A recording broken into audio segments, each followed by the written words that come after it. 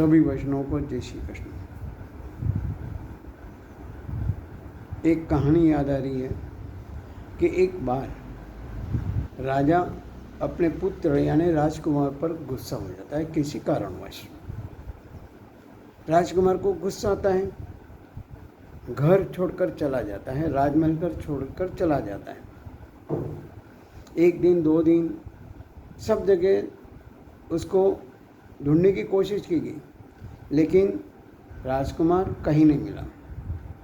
अभी राजा और राजकुमार 2 बात अलग है, और पिता और पुत्र, पिता को अपने पुत्र के लिए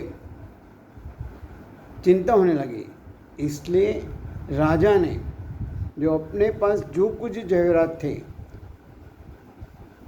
प्रधान जी को कह के हेलीकॉप्टर द्वारा सब जगह बिखरा दिया, ताकि उसमें से एक छोटा सा टुकड़ा भी राजकुमार को मिल जाए तो उसकी ज़िंदगी बहाल हो जाएगी, उसे कोई जात की तकलीफ नहीं होगी। ठीक उसी तरह ये जो हम गीता जयंती मनाने जा रहे हैं, मागसर सुद एकादशी को गीता जयंती मनाई जाती है। श्री कृष्ण भगवान ने भी अर्जुन को मोह से मुक्त करने के लिए कुरुक्षेत्र में गीता कही थी कि उसके एक एक अक्षर मोती जैसे है, अगर हम अपने जीवन में लाएंगे तो हमारा जीवन अवश्य संतुष्ट, समाधानी और अच्छा बन सकता है। जीवन में आने वाली मुश्किलें आएगी, लेकिन आसानी से निकल जाएगी। दूसरी बात, हम बाजार से कोई बड़ी अच्छी चीज़ लाते हैं, जैसे कि कार है, फ्रिज है, इलेक्ट्रॉनिक आइटम है, उसके साथ में एक पुस्तिका आती है इसको हम कैसा उपयोग करना है। वैसे ही मानव जीवन में आने वाली परेशानियां, मुश्किलें, समस्याएं को कैसा हल किया जाए, उसके लिए ये गीता कहा गया है।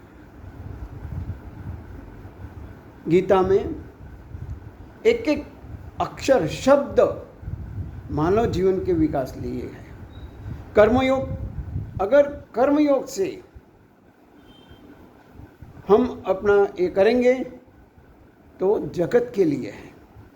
ज्ञान योग ये हमारे अपने विकास के लिए, और जो भक्ति योग है वो भगवान के लिए। हमारा जीवन ज्ञान, कर्म, भक्ति से भरा हुआ है, उसे हमारा जीवन का लक्ष्य प्राप्त करना है। कहा गया है, गीता अमो ने खोली, बदली हमारी बोली। गीता अमो ने खोली, बदली हमारी बोली। वाणी वर्तन विचारों से, वाणी वर्तन विचारों से बदली भरी हमारी चोली। माने गीता को जैसे हम अपने जीवन में लाएंगे, हमारे जीवन में वाणी, विचार और वर्तन, जो हमारा व्यवहार है वो बदल जाएगा। और गीता में भगवान ने बहुत अच्छे वचन दिए हैं कि ममैवांशो जीवलोके, तू मेरा अंश है, सर्वस्व चाहम हृदय सन्निविष्टो, मैं सब मानव प्राणियों के हृदय में बसा हूँ। ये यथा माम प्रपद्यन्ते ताम सतैव भजाम, जो मेरे को जैसा बसता है मैं उसको उसी रूप में प्राप्त होता हूँ। यहाँ तक नहीं, हमारे जो मानव है भूल के लिए पात्र है, लेकिन वो भूल बार बार नहीं होनी चाहिए। तो कहा है, कितना भी पापी हो, अपि चेत्सु दुराचारो मामन न भाव। अपि चेत्सु माने कितना भी दुराचारी हो, उसे मैं अपना लेता हूँ। न मे भक्त प्रणश्यति, मेरा भक्तों का कभी विनाश नहीं होता है। अनन्यश्चिन्तयनो माम, मैं जो मेरा अनन्य भक्ति से मेरे भजता है, मेरा चिंतन करता है, उसको मैं उसका योगक्षेम वहाँ में, उसके जीवन की पूरी जवाबदारी मेरी है।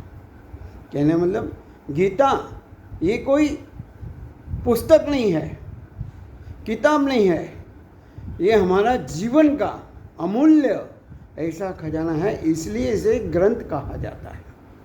किसी किताब की या पुस्तक की जयंती नहीं मनाई थी, लेकिन जो भगवान ने अपने स्वमुख से जो गाई है, इसलिए उसकी वो ग्रंथ बन गया और उसकी गीता जयंती के रूप में हम उसको मनाते हैं हर साल।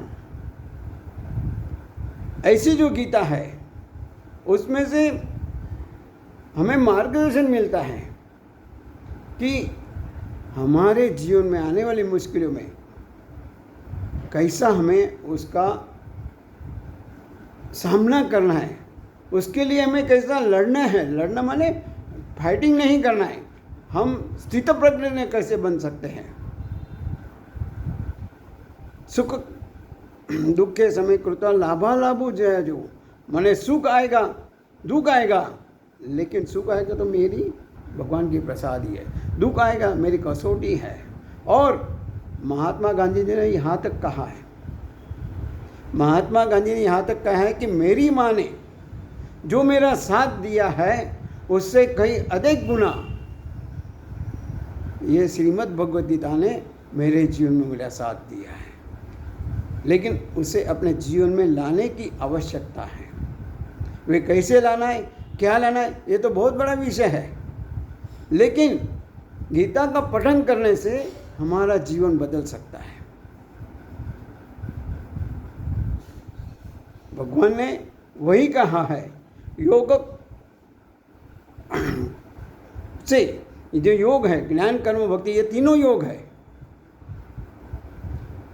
तो इन योग को अपने जीवन में लाकर यथाशक्ति हमें प्रयत्न करना है, और जो मार्गदर्शन दिया है उसको हमारे जीवन में लाकर जीवन विकास, जीवन का लक्ष्य है वो हमें प्राप्त करना है। अगर ऐसा नहीं किया तो हमारे और पशु में क्या फर्क है।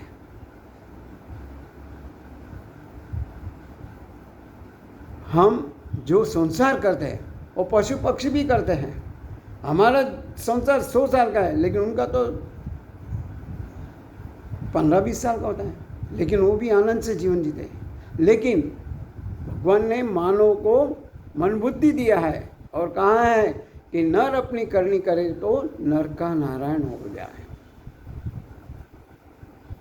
हमें नारायण बनना है, मानव से वामन नारायण तक पहुंचना है, दानव नहीं बनना है। तो गीता जयंती साथ में जो एकादशी है, इसके बारे में बहुत नहीं देखा है। 5 ज्ञानेंद्रिय, 5 कर्मेंद्रिय और मन भगवान को समर्पित करना है।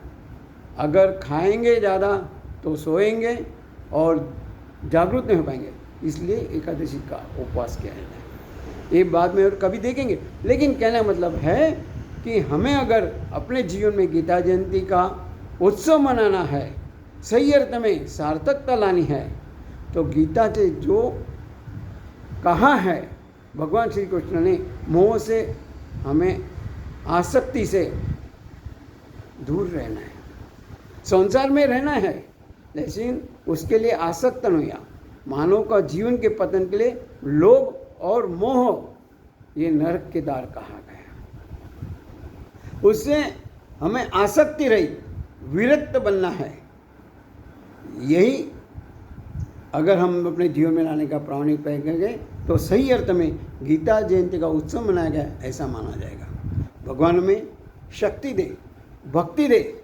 इसी प्रार्थना के साथ सभी वैष्णवों को गीता जयंती की अनेक शुभकामनाएं। जय श्री कृष्ण।